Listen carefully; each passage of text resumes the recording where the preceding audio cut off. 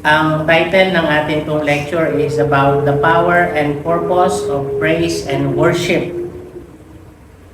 Sa Aklat ng Mga Awit 100, verse 4, sabi, magsipasok kayo sa kanyang mga pintuang daan na may pagpapasalamat at sa kanyang looban na may pagpupuri.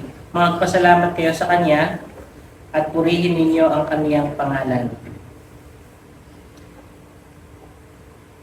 Ang objective ng ating lesson for this morning ay para maunawaan natin yung significance, power, and purpose ng praise and worship sa buhay ng mga mananampalataya. May iba't ibang klase ng worship. Ang unang type ay individual worship. Yung individual worship o tinatawag natin na personal worship, ito ay private time natin with God. Ito ang hindi dapat mawala sa atin. Kinakailangan tayo, meron tayong personal worship. Mga kabataan, no? Ito ay mahalaga sa buhay Kristiyano kasi pag wala ito, walang kwenta yung pagsimba natin. Kaya kailangan meron tayong personal prayer, personal Bible study, at personal relationship with Jesus.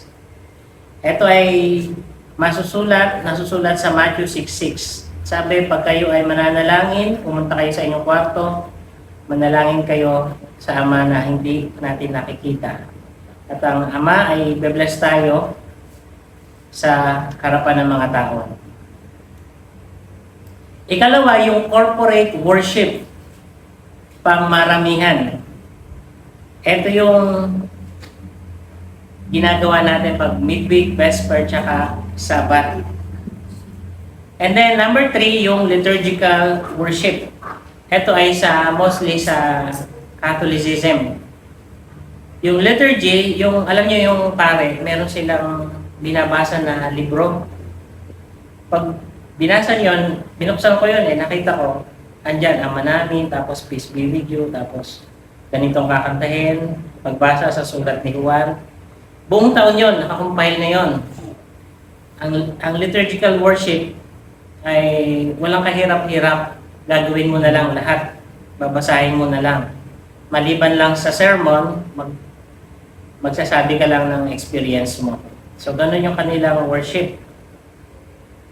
Minsan ginagawa din natin to kapag tayo merong mga special events. Merong recitation, tapos merong reading.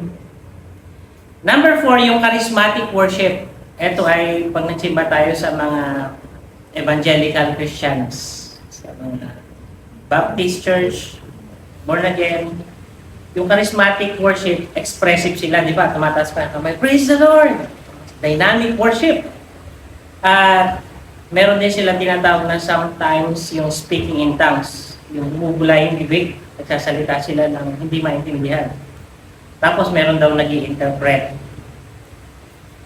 And then meron contemplative worship, kagaya ng mga Buddhism.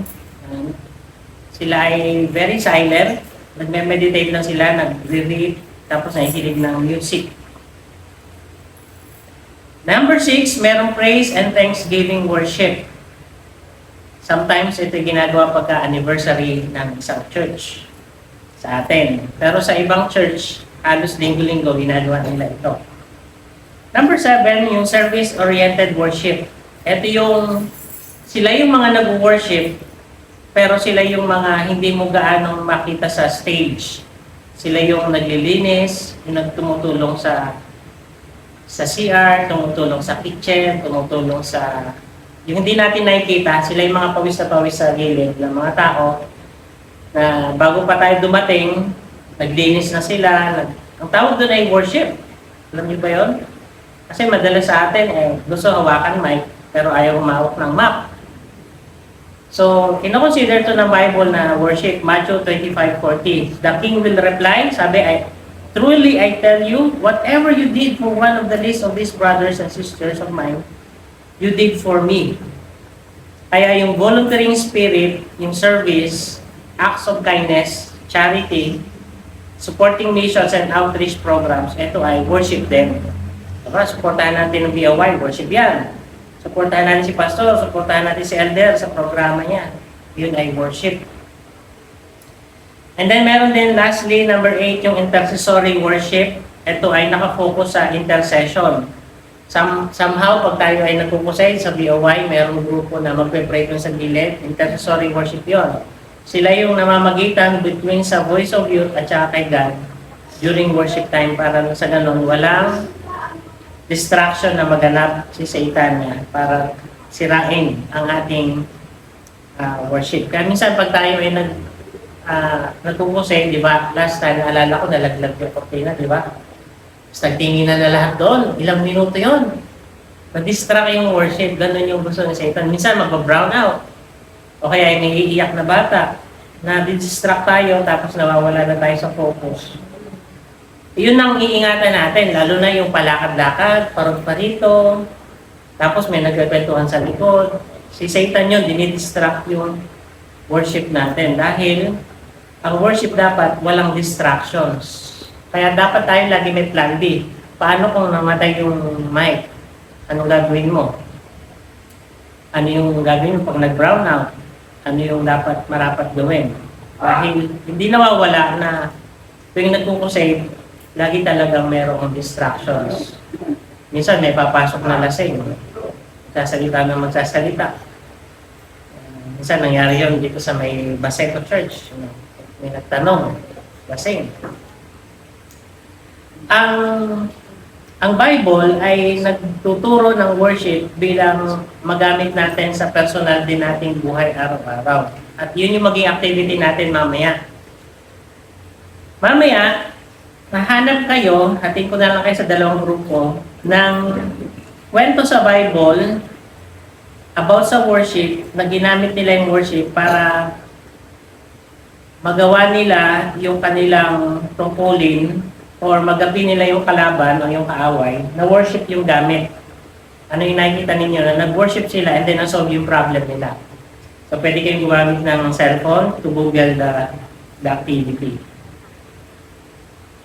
Yung purpose ng worship is to glorify God, not to glorify us. Mostly, lalo na sa ibang church. Nagagawan sila kung sino ang magpapaawit. Alam ba yun? Para kasing artista na yan no? Lalo na pag malaki yung sa mall. Diba merong anong church yung napakalaki sa mall? Sobrang laki niyan. Ang dami nag-a-apply para magpaawit. Ang gagaling mag-awit, ang gagaling mag-gitara. Kaya pag nalagay ka na doon, tapos nag-business ka, talagang papatok business. Ano to? Kilala namin to. Dahil, para kang nag-advertise kung sino ka, para ka rin artista sa loob ng samahan na yon. Talagang ginagrab nila yung opportunity. Yung iba, nag-aaral pa sila sa music, nag-aaral sila kung paano tumayo. Minsan sa atin, hindi talaga tayo ready, hindi dumating yung magpapaawit.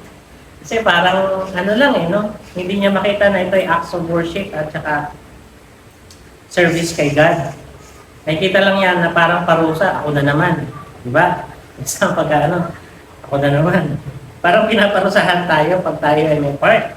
Kasi somehow hindi tayo ready o kaya hindi ganun kalaki yung congregation dahil pag malaking congregation natitrigger tayo na wow, kailangan ko mag-perform ng magaling. Pero sa Panginoon, kahit malaki o maliit, yung performance mo ay nakabase sa motibo ng puso mo kung paano ka naglilingkod. Kasi maaaring napakagaling mong kumanta pero wala ka namang personal worship.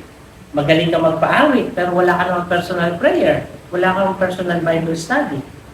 Mahirap na tawaging worship yon kung personally hindi naman natin ginagawa sa ating buhay.